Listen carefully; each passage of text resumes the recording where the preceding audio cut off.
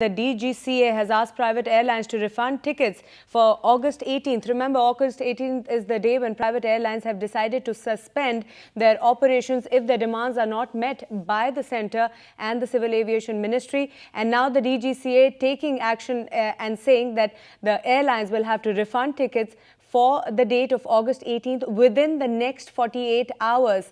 This seems to be a direct confrontation between the DGCA now and the airlines following a strong statement that had come from the Union Civil Aviation Minister Praful Patel, when he had said very categorically that now the DGCA will make sure that the interests of all passengers are taken care of and are paramount. Harishri Mehta joins us in the Mumbai Newspit for more details. Clearly, Harishri, now the DGCA taking the entire issue into their own hands after Praful Patel saying that the concerns of the passengers are paramount.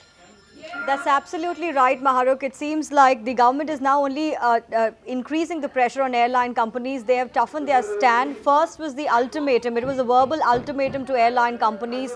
And now comes the real action. Remember, Praful Patel earlier today in the day had indicated that the DGCA will take disciplinary action against airline companies if they, if they go ahead with their planned 18th August strike. Now, what would have happened is that that Praful Patel and the Civil Aviation Ministry would have observed how the aviation companies are reacting to that comment. Since there was absolutely no comment coming in from airline companies, I think they've decided to step up the pressure, increase the pressure on airline companies, and have now told them to refund the passengers who are traveling on 18th of August in the next 48 hours. This is certainly increasing the heat on the airline companies, and it's now left to be seen if the airline companies actually come out in the open and say that they absolutely don't want to go ahead with that 18th of August strike.